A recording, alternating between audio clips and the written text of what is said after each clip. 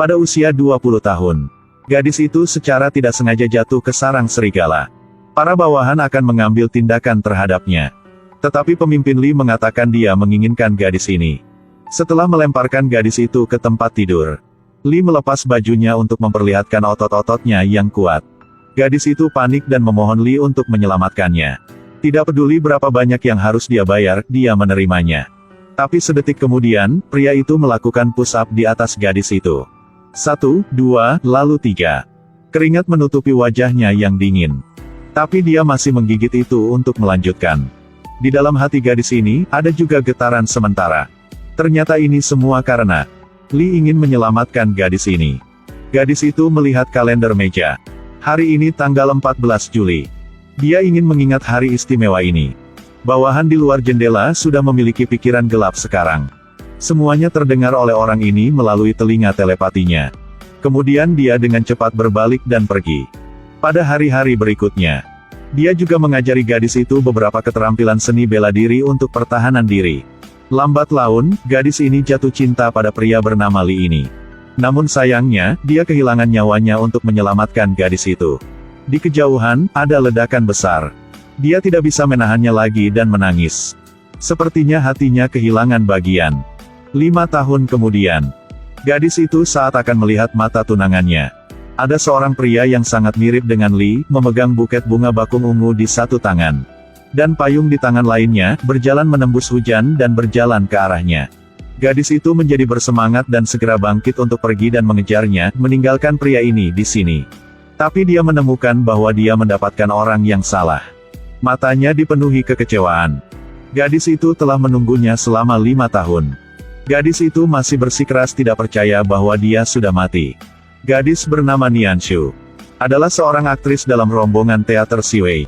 Hari itu, ketua tim mengatakan dia ingin memberinya tugas. Memintanya untuk mengundang seorang gadis bernama Lee Xiaoyan untuk berakting.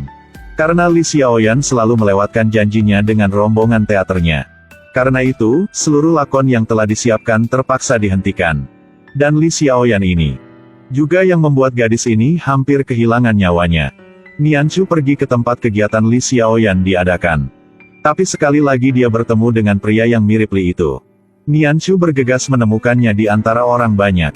Tetapi menemukan bahwa pria itu telah menghilang dalam sekejap mata. Nianshu harus menundukkan kepalanya untuk mengundang Lee Xiaoyan bertindak. Tapi dia tidak peduli dengan Nianshu. Selama keadaan darurat, Nianshu harus mengambil mikrofon dan mengumumkan bahwa Lee Xiaoyan akan bergabung dengan rombongan teater. Setelah itu, Nianshu memujinya lagi. Ini membuatnya tidak mungkin untuk menolak untuk berpartisipasi lagi. Lee Xiaoyan tidak punya pilihan selain setuju untuk bergabung dengan rombongan teater. Sebelum pergi, dia juga memanggil Ledang. Seorang pria menoleh. Nianshu mengenalinya begitu dia melihatnya. Itulah orang yang menyelamatkannya tahun itu. Di hati Nianshu sekarang dipenuhi dengan segala macam emosi. Tetapi pria ini mengatakan bahwa Nianshu telah menerima orang yang salah. Apa ini? Maaf, kamu sudah salah orang. Apakah kamu tidak ingat aku? Terhormat. Lain kali, minumlah lebih sedikit anggur. Karena untuk membuktikan bahwa pria itu adalah Lee atau bukan. Nianshu awalnya takut air tetapi dia mengumpulkan keberanian untuk melompat ke kolam. Tiba-tiba Lee melompat ke air dan berenang ke arahnya. Memang pria ini adalah Lee. Nianshu sangat senang. Dia pasti tidak mendapatkan orang yang salah. Tetapi begitu dia keluar dari air dan mendarat, dia menemukan bahwa orang yang menyelamatkannya adalah orang lain. Baru kemudian dia menyadari bahwa itu semua hanya ilusinya. Dan Lee di sebelah Lee Xiaoyan tersenyum, berbicara dengannya. Nianshu kecewa dan menatapnya. Mata pria ini menunjukkan ekspresi menghindar.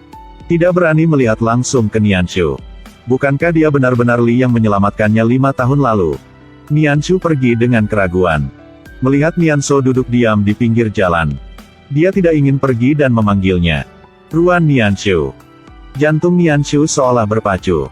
Tetapi melihat Lee Xiaoyan duduk di kursi belakang, jantung Nianshu seolah mendingin. Lee Xiaoyan tertawa dan mengejeknya untuk sementara waktu. Dia mempertaruhkan nyawanya seperti itu dan tetap tidak ada yang datang untuk menjemputnya. Pria itu ingin mengatakan sesuatu tetapi berhenti. Melihat mereka berdua melewatinya, Nianshu percaya pria itu bukan Lee. Di dalam mobil, Li Xiaoyan berinisiatif untuk duduk di kursi sebelah Ledang. Sesuatu hari nanti. Maukah kamu juga mengundangku untuk duduk di kursi di sebelahmu? Tidak. Mengapa? Jangan berbicara satu sama lain di tempat kerja. Ledang saat ini membuka perusahaan bodyguard. Jika itu bukan persyaratan pekerjaan, dia bahkan tidak ingin mengatakan sepatah kata pun padanya. Di sisi lain, sahabat Nianshu menebak bahwa Li meninggal dan hidup kembali atau kehilangan ingatannya. Pada saat yang sama, ibunya juga mengatur agar dia bertemu pria lain. Nianshu melihat informasi tentang pria itu. Nama tampilannya adalah 0714. Ini adalah hari di mana dia dan Li bertemu. Kenangan datang bergegas kembali. Nianshu tiba di tempat pertemuan. Menemukan bahwa pria itu sebenarnya adalah Ledang. Halo, nama saya Ruan Nianshu.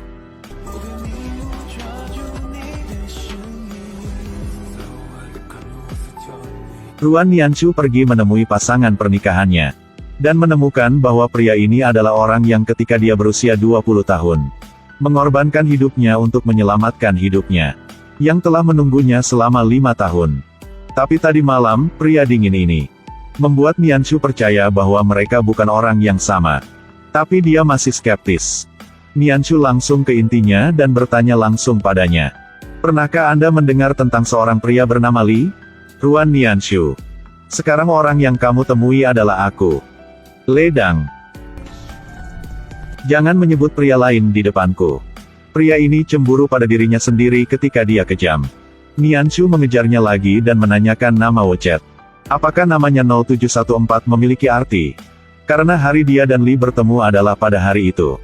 Ledang dengan dingin memberitahunya bahwa, Ruan Putri, aku bukan pengganti siapapun.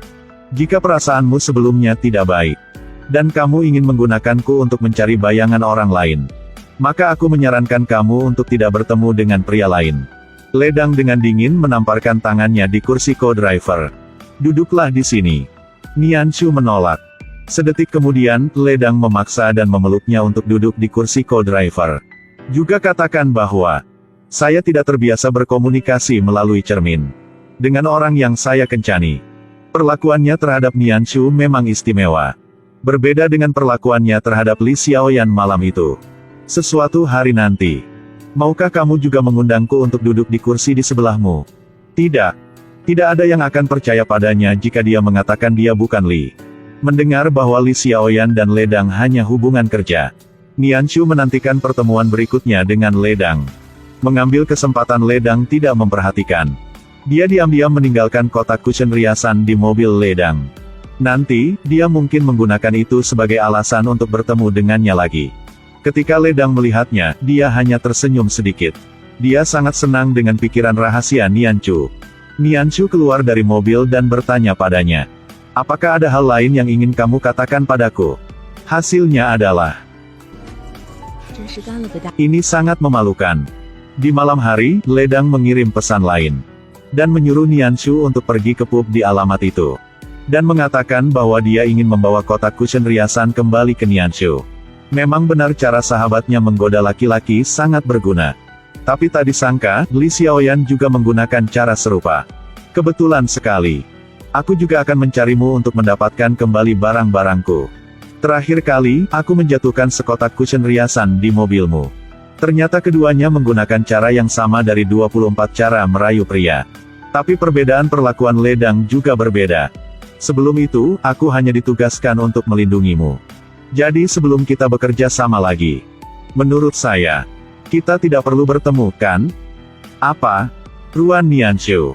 Mengapa kamu terus menjatuhkan barang-barang secara sewenang-wenang?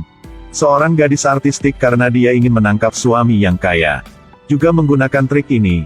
Kamu salah paham. Aku jatuh cinta Ruan Nianshu. Mereka berdua pergi ke pantai. Nianshu sangat berterima kasih atas apa yang terjadi barusan. Jadi dia segera menggunakan tubuhnya untuk membalas Ledang. Atau mari kita coba. Apakah kamu mencoba? Untuk melihat apakah aku orang itu? Keduanya saling memandang dengan empat mata. Suasana hangat menyelimuti. Kamu ingin mencoba? Kalau begitu mari kita coba. Karena ingin membuktikan bahwa Ledang bukanlah Li. Sahabatnya mengatakan bahwa dia dapat memeriksa apakah dia terluka. Nianshu ingat tahun itu, Li memiliki luka di perutnya. Nianshu juga membantunya mengobati luka itu. Jadi, segera, dia membuat sebuah rencana.